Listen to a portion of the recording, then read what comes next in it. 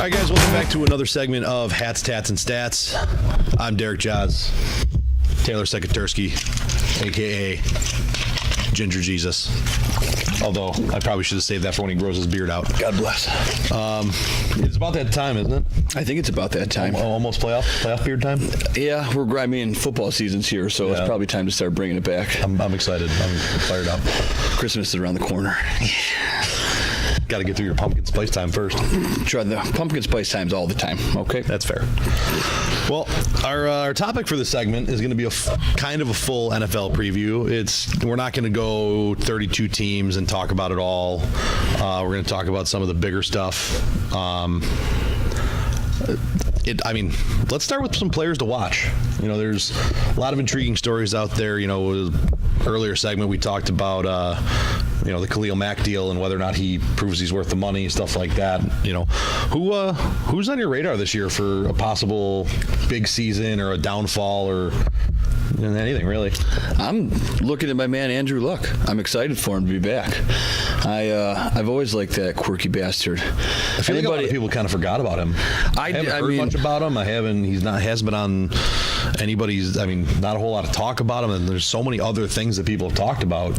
Well, I think it was a good thing that people weren't talking about him, because when they were, it was all bad about his shoulder. So it was probably better off that no one was saying anything, which hopefully meant he was getting better, and it looks like he is. So, yeah. But I'll support anybody that loves getting hit. So, that game when Terrell Suggs sacked him and he was all happy about it, and I support that. I dig it. So I'm looking forward to seeing if he can come back, because obviously he was a high pick and he was a big deal. He's supposed to be the face of the franchise, and hopefully he can still be that for him, I guess. The heir apparent to one of the best ever. It's a big road to hoe there. But what's that like to have a franchise when you go back-to-back quarterbacks like that?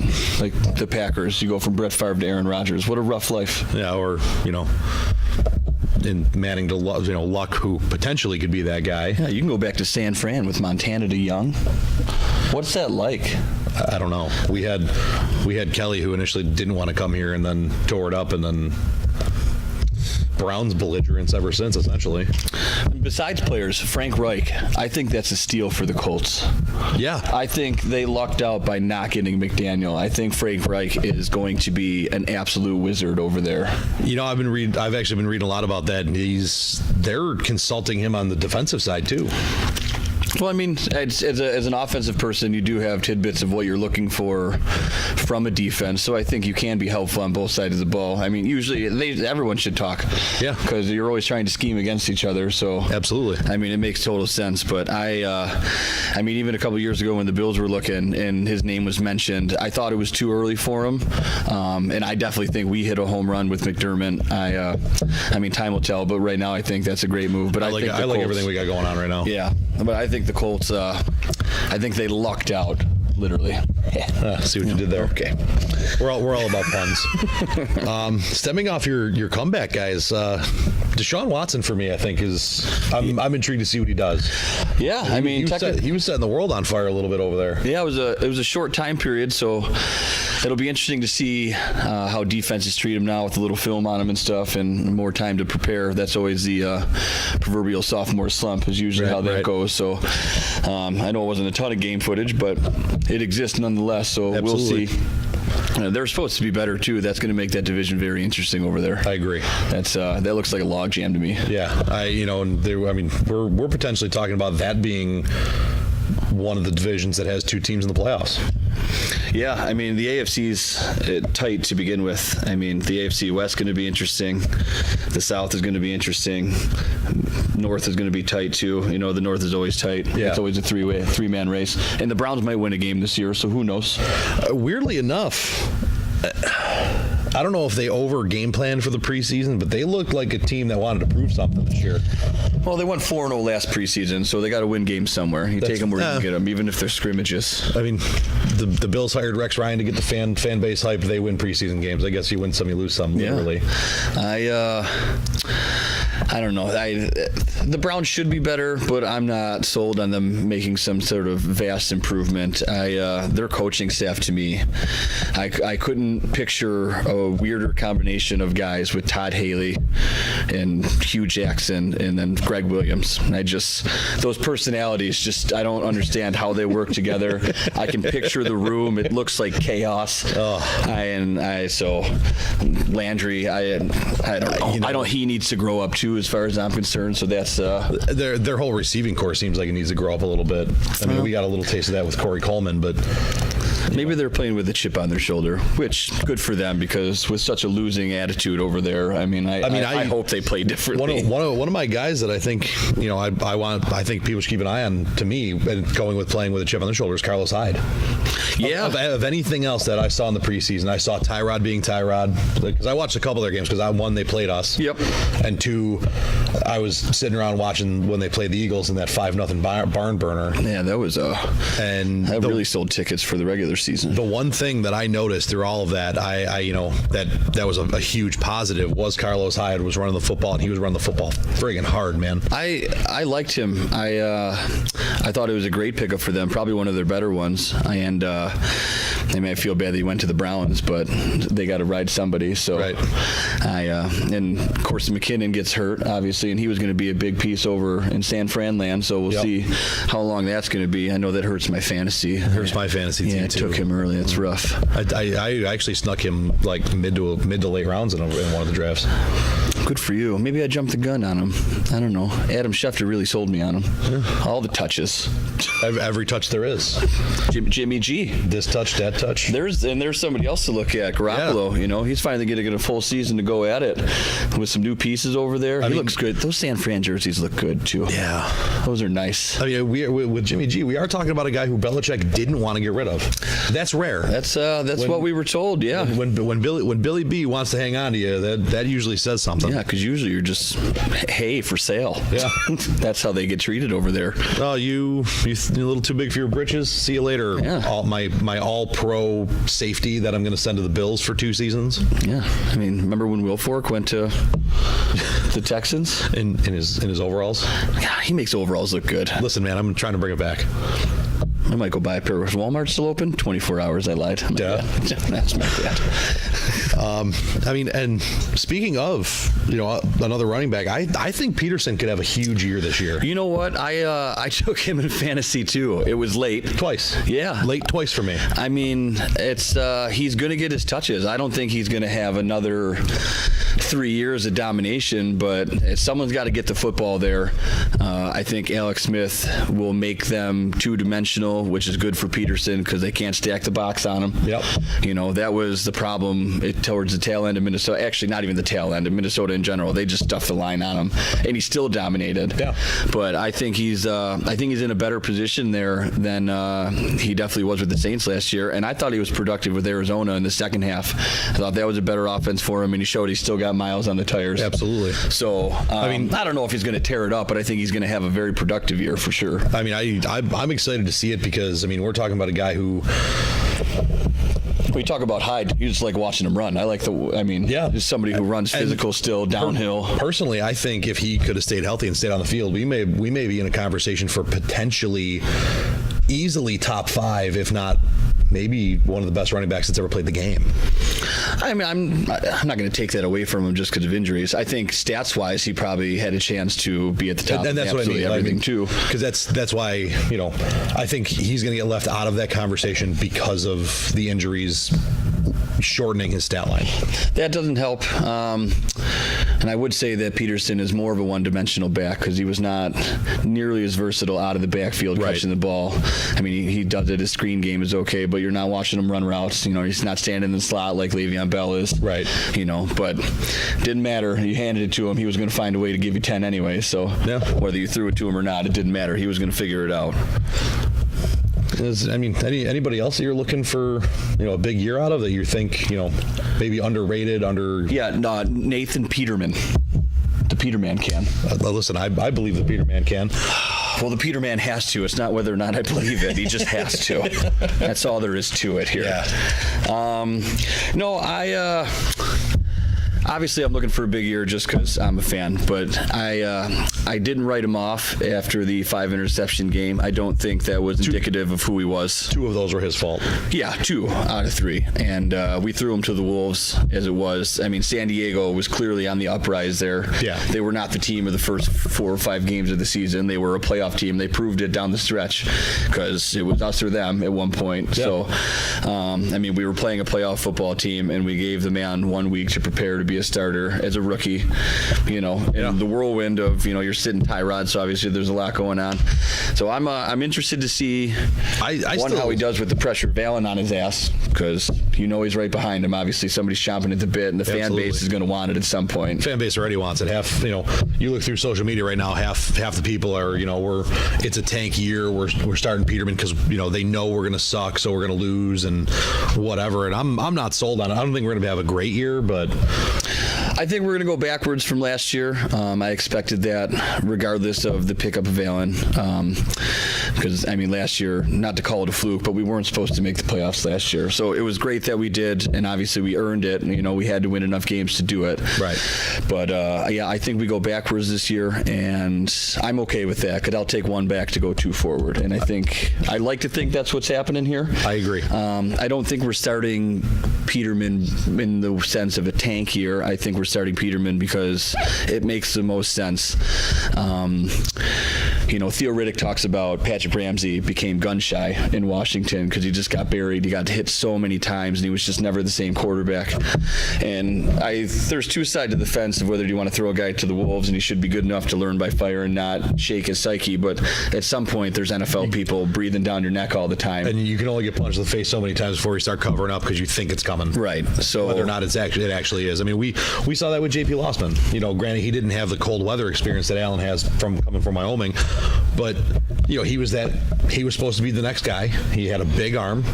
He threw a fastball like you wouldn't believe, and he got pounded so many times that now people don't remember how good his arm was because we refer to him as Captain Checkdown. Well, and Trent Edwards too. Remember, Trent Edwards looks like he could have been the answer, and then he took that hit in Arizona. And he was never the same. Never came back. That can happen to anybody, but our offensive line where it is, I don't think we need to ruin somebody's career, potentially ruin somebody's career, especially where we took him and what we want him to be. I'll wait a year. I'm okay with that. If he plays mid-year, great. If not, watching that preseason game where he gets run to the ground and his head bounces off like a basketball, and you're sitting there going, well, that's potentially, hopefully, realistically, my franchise quarterback going forward for all intent and purpose. That was scary. I didn't like seeing him because you knew he was hurting. And that game was not his fault either. No. He made rookie plays, obviously, but our offensive line looked like Swiss cheese, and there wasn't a lot of hope for him. That's a game when your offense never gets into rhythm. You can't get anything going, and that's a difficult game. And I have a feeling we might see a lot of that, unfortunately, just because we have a lot of question marks on the offensive line. And while we're here, just the Allen Peterman situation, which we kind of got there organically here. Allen threw the preseason 24 for 44 for 210. That's a 54.7% completion, 2 touchdowns, no picks, but he was sacked 7 times for a total of 51 yards. Peterman, on the other hand, with the same offensive line issues, 33 for 41 for 431. That's an 80.5% completion, 3 touchdowns, 1 pick, which was a drop that got deflected up into somebody else's hands, and he only was sacked twice for 9 yards. I think that shows just more polish and more ability to do what he needs to do with what's in front of him. Well, they're different.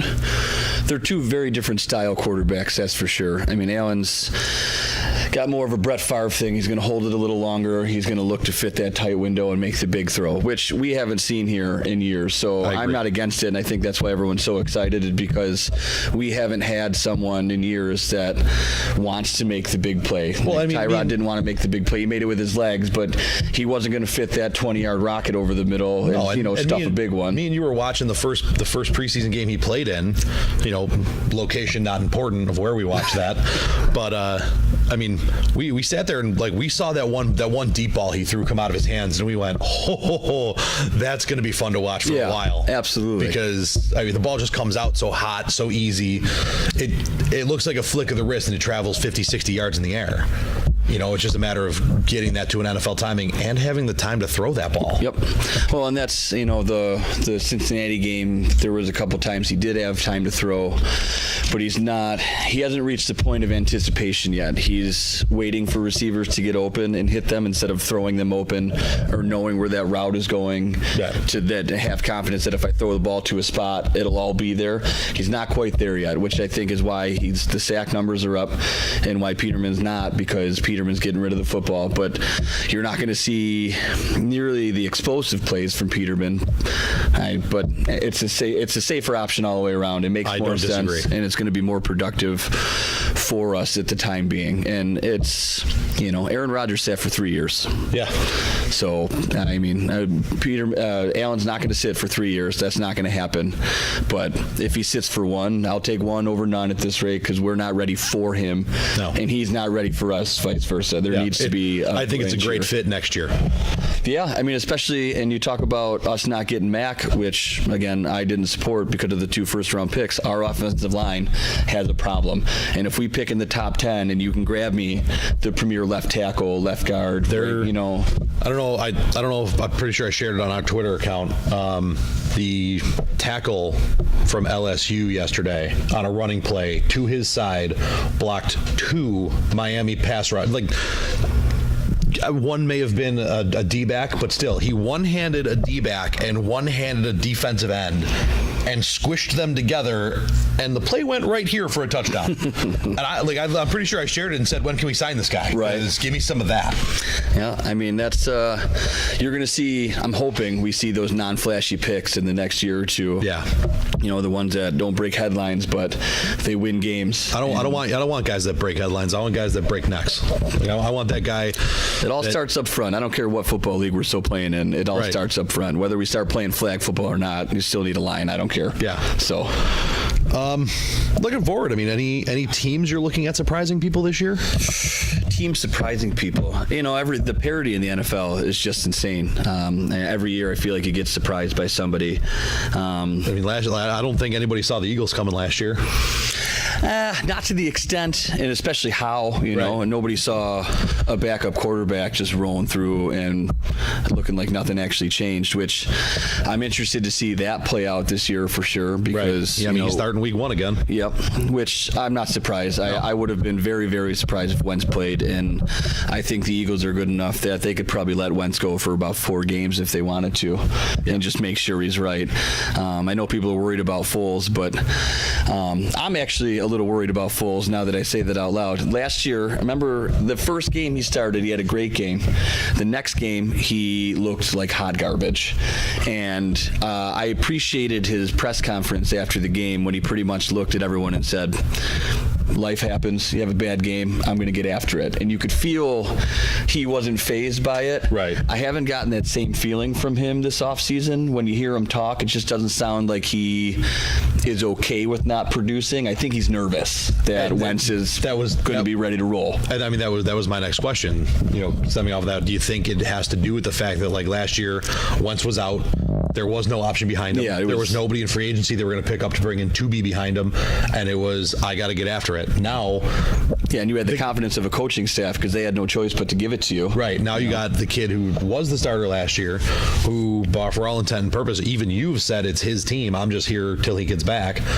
And, if you come out and, for lack of better terminology, just crap the bed for 2, 3, 4 weeks before he's ready to play, and then he comes back. I mean, you went from being possibly the hottest trade bait on the market to, never mind. Yeah. And you think that's way, I mean, we're talking about a guy's livelihood here. After he becomes the backup again, where's he go? I'm curious as to what that quarterback room is like, because it's probably a lot different now, knowing that last year Wentz just being injured would probably had full, given full support to him, was helping everything he could, and I'm sure he's helping now because obviously the man wants to win. But the dynamic just has to be different, knowing that now he's waiting to play as opposed to just helping you along. Right. It's got to be different, and I get the sense that Foles isn't handling it well. We'll see what happens. So could the Eagles potentially be a surprise in the wrong direction if they get off on the wrong foot, and then that'll depend on playing the chase game. How ready is Wentz? How back is he? Is he going to be gun shy when he gets out there? Because as a quarterback and a knee injury, and you got D linemen roaming around your feet, you can feel somebody start to get nervous. I'm looking forward to seeing the Giants. Saquon Barkley. We'll see if Odell puts money where the mouth is. How Eli's, he's still got it, but they have weapons, so it'll be interesting to see if they're a new team, because they were horrible last year. Awful last year.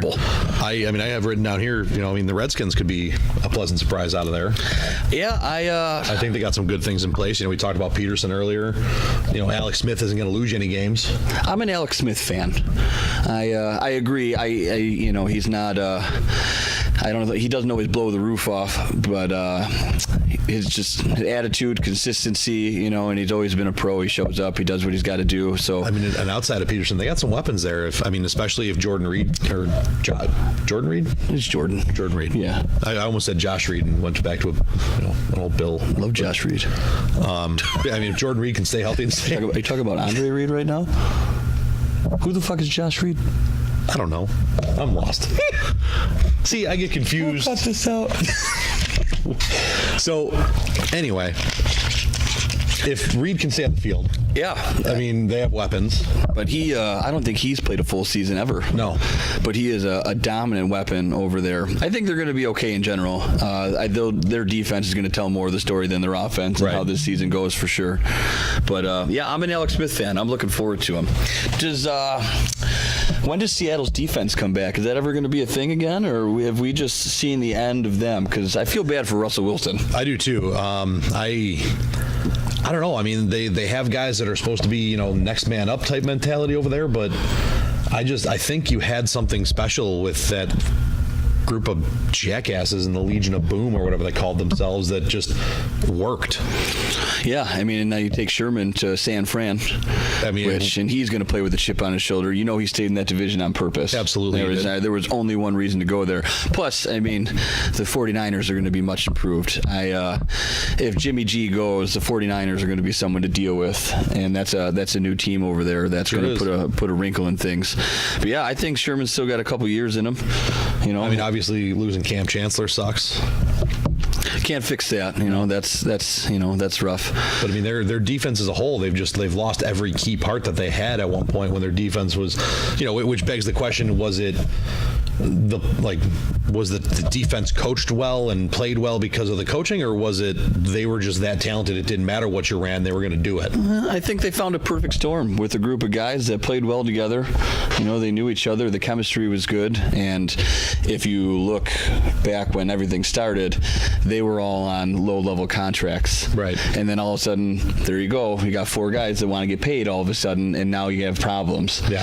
So, that's like the Rams, so it's hard. You hope to have that perfect storm where you get a group of guys that you're not paying millions and millions of dollars, and you get some good years in the Super Bowl out of them, which is really all you can hope for, because I don't see the Bears ever winning a Super Bowl while you pay Khalil Mack. So heard it here first, folks. Bears not winning a Super Bowl with Khalil Mack. No, absolutely not. I can guarantee that one. So, speaking of Super Bowls, preseason pick, who you got? Oh, God. Well, nobody circles the wagons like the Bills.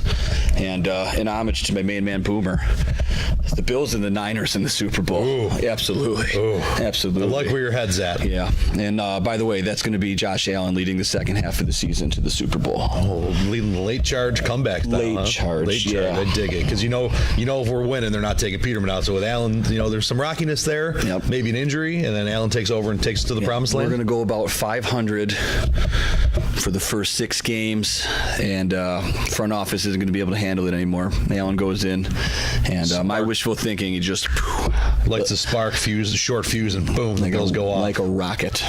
Well, we can't agree completely across the board because that would be one boring-ass show. I'm going Steelers Vikings. I think. Ooh, that's old school. I think Big Ben's got one more good ride in him. I think he's got enough weapons around him to make up for the age. Juju Smith-Schuster.